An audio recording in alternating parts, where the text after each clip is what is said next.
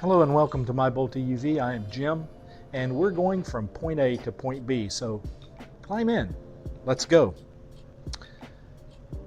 Today My Bolt EUV is 40,000 miles strong, so we're going to cover a few things that we've only skimmed over in past videos. I recently did a 37,500 mile report, and that's where I went into details, and I'll put a link to that video in the description below here. But today we're going to talk about window tinting, BMS calibration, battery capacity, tires, fit and finish, and the average miles per kilowatt hour that I've gotten over the life of this car. Let's talk about the window tinting real quick. The dealer installed window tinting is something that the dealership does on all of the cars that they sell, and seeing as we live in the Sunshine State, I think that's a pretty smart thing to do in my opinion. So let's take a look at the tinting in this video. It is Florida legal. The legality of tinting in Florida is that all cars come with some tinting, but when you add the extra tinting together, they have to meet a certain percentage of light that can pass through. So I do not have extra tinting on the windshield. What came on the car, or what you see on the car, is what came from the factory. Since I do have extra tinting elsewhere, let's talk about what the legality is. In the front windows, it's 28% of the light that must pass through the window after the tinting is installed. And the rear and back windows, 15% of the light must pass through after the tinting is installed. And I can tell you that my tinting is Florida legal. It's darker in the back and rear sides than it is in the front. After 17 and a half months in the Florida sun, there is absolutely no bubbling, no peeling, and no fading. The tint is performing perfectly.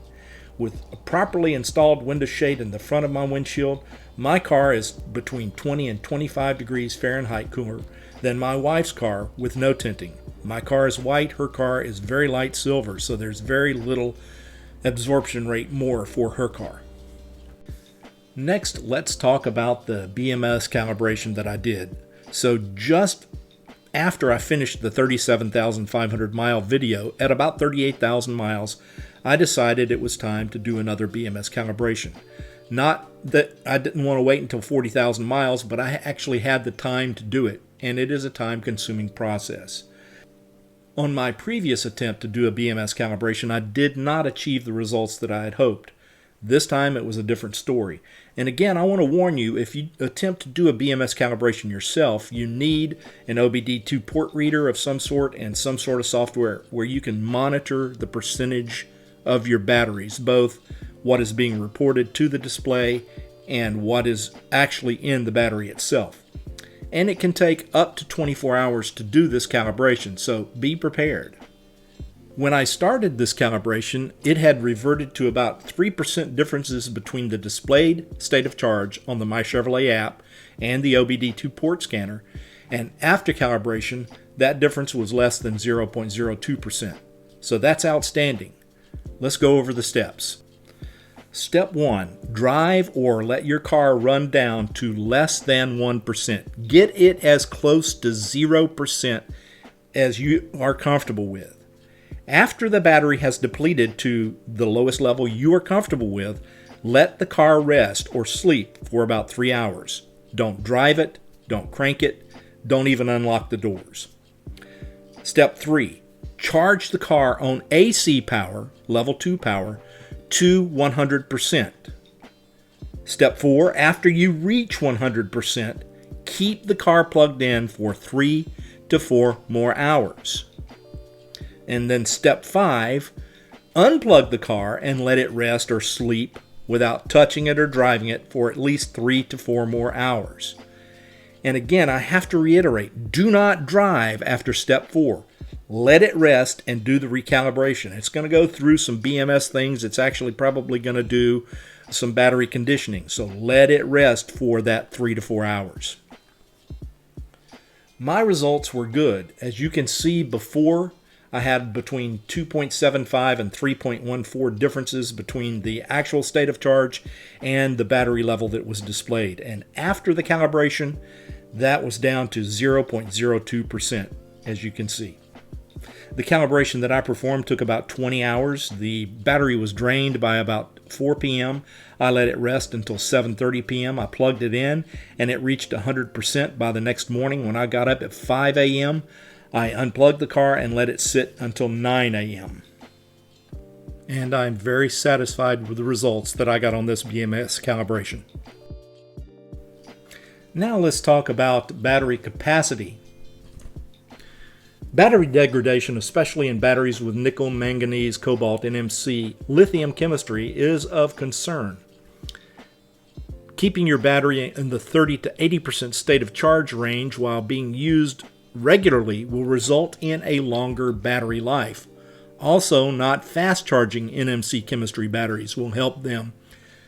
But that is not too much of a concern for the Bolt because it maxes out at 55 kilowatts charging. But I digress. In order to see what the battery is in real life under real conditions, I would have to put it on a dyno and run it from 100% to 0% and charge it and see how much battery was added. Or I could spend several $1,000s on special software, and since I don't make a single dime from this channel, that ain't happening unless someone wants to make a very large donation. So I'm going to go about it like this. A brand new EPA range for the Bolt EUV is 247 miles, which is about 398 kilometers. At 40,000 miles, when I charge my Bolt EUV, I have an expected range of 241 miles, which is 388 kilometers. Doing the math, that is 97.6% of the original range after 40,000 miles. Now let's take the math a little further. The battery capacity on the Bolt EUV is 65 kilowatt hours. 97.6% of 65 kilowatt hours is 63.44 kilowatt hours. And that's not bad considering that my Bolt has been charged upwards of 20% of its mileage on DC fast charge. And I've had to charge it to 100% on multiple occasions because of road trips. Well, now let's talk about one of my favorite subjects, fit and finish. Well, it ain't a Tesla that has panel gaps large enough to drive a Cybertruck through. Just kidding, Tesla owners, I'm just picking at you. But we all have heard the stories about the excessive panel gaps in some of the early production models of the Tesla cars and trucks. But here's what I found and measured in my Bolt EUV. All panel gaps on my car are within 1/16 of an inch, that's 3 millimeters, of the same all the way around the vehicle. Top, bottom, inside, outside, upside down, rear lift gate, all the doors. GM does a wonderful job on body fit and finish. Now let's talk about how it sounds going down the road. There's not one squeak or one rattle after 40,000 miles. The cabin is at 68.5 decibels when driving at 65 miles an hour. The leather seating surfaces remain gorgeous. Everything is in working order. The dashboard looks wonderful. The car looks brand new after 40,000 miles. So the fit and finish on the Chevrolet Bolt EUV is outstanding and top among all car models, in my opinion. Let's talk about something else that's of importance, and that's tire wear. The car came with Michelin Energy Star all-season self-sealed 215 50R17 tires. Today, all four tires are averaging between 4.9 and 5.05 30 seconds of an inch on tread depth. I can legally go all the way down to 2 seconds of an inch, but I will not. I will replace mine when they reach an average of 30 seconds of an inch average tread depth. I have 40,000 miles on the car now, and I should be able to get 45,000 out of the 50,000 mile expected range. And I do drive more aggressively than other drivers. The next set of tires that I purchase will likely be the Continental Pure Contact LS, but please put your comments and recommendations in the comments below. Just know I will not buy the Michelin tires again. Let's talk about the average miles per kilowatt hour that I've gotten on this car through 40,000 miles. My lifetime average for this Bolt EUV is 3.9 miles per kilowatt hour, which is 0.1 miles per kilowatt hour, better than the 3.8 miles per kilowatt hour that is the EPA range estimate. I have a theory as to why I'm getting better than what is the average. I live in Florida, where it is warmer than the rest of the country. I have noticed that over the past few months that I can average 4.0 miles per kilowatt hour at 70 miles per hour when the outside air temperature is between 84 and 95 degrees. That changes when the temperature is below 84 degrees or above 95 degrees, so the sweet spot for battery performance is when the ambient air temperature is between 84 and 95 degrees. And that describes Florida for 9 months out of the year. That about wraps it up for this week. I will be back in the near future with another news report and some more information about this Bolt EUV. But for now, I would like to take the time to invite you over to my new channel. Again, the link is in the description below. That new channel is called Fractured Climate. That's where I'm going to deal with information about environmental issues related to man-made climate change, and we're going to go into detail there. I'm no longer going to cover climate change on this channel. This will be strictly for EVs going forward. What I'm going to talk about on Fractured Climate are the facts related to climate change. I'm not going to deal with opinions. Opinions are like armpits. Everybody, or most everybody, has two, and they both stink. Fractured Climate will destroy the opinions of the fossil fuel cartels, period. I'm going to use their information against them. I'm going to prove to you that the fossil fuel cartels have known about climate change for almost 70 years. So please visit my Bolt EUV and Fractured Climate.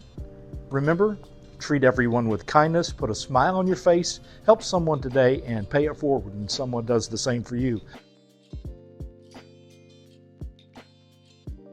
I hope to see you real soon or somewhere along the route from point A to point B. Take it easy, everybody.